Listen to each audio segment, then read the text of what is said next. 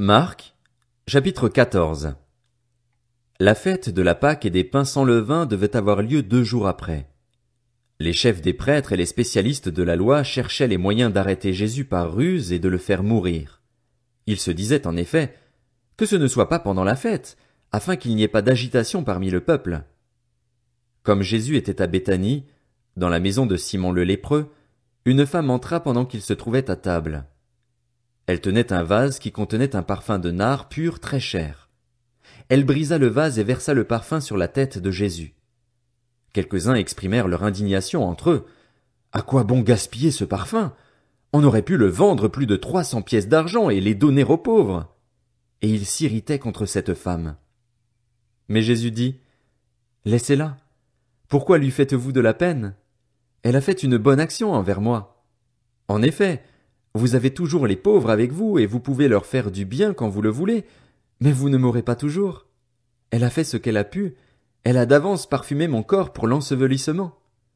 Je vous le dis en vérité, partout où cette bonne nouvelle sera proclamée, dans le monde entier, on racontera aussi en souvenir de cette femme ce qu'elle a fait. Judas l'Iscariote, l'un des 12, alla vers les chefs des prêtres afin de leur livrer Jésus. Ils se réjouirent en l'entendant et promirent de lui donner de l'argent. Quant à Judas, il se mit à chercher une occasion favorable pour le trahir. Le premier jour des pains sans levain, où l'on sacrifiait l'agneau pascal, les disciples de Jésus lui dirent « Où veux-tu que nous allions te préparer le repas de la Pâque ?» Il envoya 2 de ses disciples et leur dit « Allez à la ville, vous rencontrerez un homme qui porte une cruche d'eau. Suivez-le. Là où il entrera, dites au propriétaire de la maison « Le maître dit « Où est la salle où je mangerai la Pâque avec mes disciples ?» Alors il vous montrera une grande chambre à l'étage, aménagée et toute prête. C'est là que vous nous préparerez la Pâque. Ses disciples partirent, arrivèrent à la ville et trouvèrent tout comme il le leur avait dit, et ils préparèrent la Pâque. Le soir venu, il s'y rendit avec les 12. Pendant qu'ils étaient à table et qu'ils mangeaient, Jésus dit, « Je vous le dis en vérité, l'un de vous, qui mange avec moi, me trahira. » Ils devinrent tout tristes et lui dirent l'un après l'autre, « Est-ce moi ?» Il leur répondit, « C'est l'un des 12, celui qui met la main dans le plat avec moi. Le Fils de l'homme s'en va conformément à ce qui est écrit à son sujet, mais malheur à l'homme par qui le Fils de l'homme est trahi. Mieux vaudrait pour cet homme qu'il ne soit pas né. » Pendant qu'ils mangeaient, Jésus prit du pain et, après avoir prononcé la prière de bénédiction, il le rompit et le leur donna en disant, « Prenez, mangez, ceci est mon corps. » Il prit ensuite une coupe et, après avoir remercié Dieu, il la leur donna et ils en burent tous. Il leur dit, « Ceci est mon sang, le sang de la nouvelle alliance, qui est versé pour beaucoup. Je vous le dis en vérité, je ne boirai plus jamais du fruit de la vigne, jusqu'au jour où je le boirai nouveau dans le royaume de Dieu. » Après avoir chanté les psaumes, ils se rendirent au mont des Oliviers. Jésus leur dit, « Vous trébucherez tous, cette nuit, à cause de moi, car il est écrit, « Je frapperai le berger, et les brebis seront dispersées. » Mais, après ma résurrection, je vous précéderai en Galilée. Pierre lui dit, « Même si tous trébuchent, ce ne sera pas mon cas. » Jésus lui dit, « Je te le dis en vérité, aujourd'hui, cette nuit même, avant que le coq chante 2 fois, toi, tu me renieras 3 fois. » Mais Pierre reprit plus fortement, « Même s'il me faut mourir avec toi, je ne te renierai pas. » Et tous dirent la même chose. Ils se rendirent ensuite dans un endroit appelé Gethsémane, et Jésus dit à ses disciples, « Asseyez-vous ici pendant que je prierai. » Il prit avec lui Pierre, Jacques et Jean, et il commença à être saisi de frayeur et d'angoisse. Il leur dit, « Mon âme est triste à en mourir. Restez ici, éveillés. » Puis il avança de quelques pas, se jeta contre terre et pria que, si cela était possible, cette heure s'éloigne de lui. Il disait, « Abba, Père, tout est possible. Éloigne de moi cette coupe. Toutefois, non pas ce que je veux, mais ce que tu veux. » Il vint vers les disciples, qu'il trouva endormis, et il dit à Pierre, « Simon, tu dors, tu n'as pas pu rester réveillé une seule heure. Restez vigilants et priez pour ne pas céder à la tentation.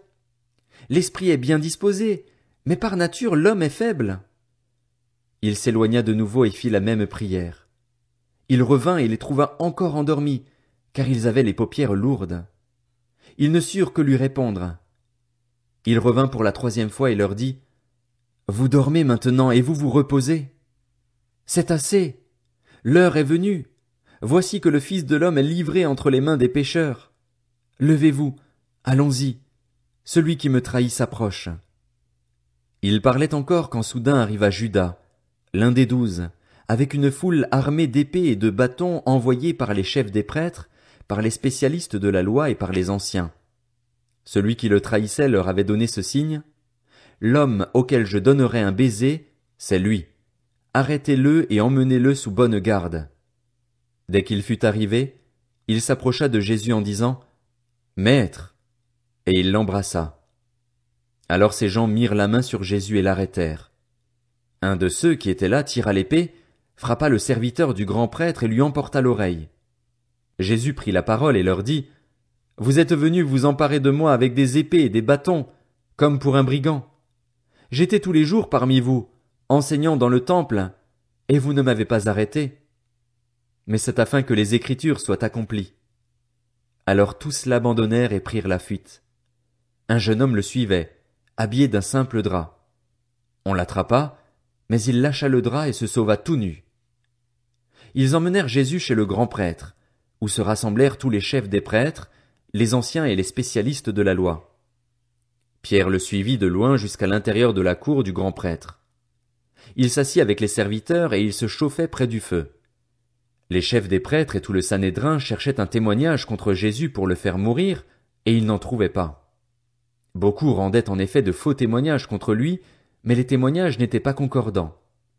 Quelques-uns se levèrent et portèrent un faux témoignage contre lui en disant: « Nous l'avons entendu dire: je détruirai ce temple fait par la main de l'homme, et en 3 jours j'en construirai un autre qui ne sera pas fait de main d'homme. » Même sur ce point-là, leur témoignage ne concordait pas. Alors le grand prêtre se leva au milieu de l'assemblée et interrogea Jésus en disant: « Ne réponds-tu rien?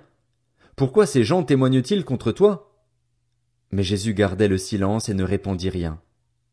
Le grand prêtre l'interrogea de nouveau et lui dit: « Es-tu le Messie, le Fils du Dieu béni? » Jésus répondit: « Je le suis, et vous verrez le Fils de l'homme assis à la droite du Tout-Puissant et venant sur les nuées du ciel. » Alors le grand prêtre déchira ses vêtements et dit: « Qu'avons-nous encore besoin de témoins?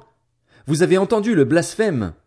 Qu'en pensez-vous? » Tous le condamnèrent, déclarant qu'il méritait la mort.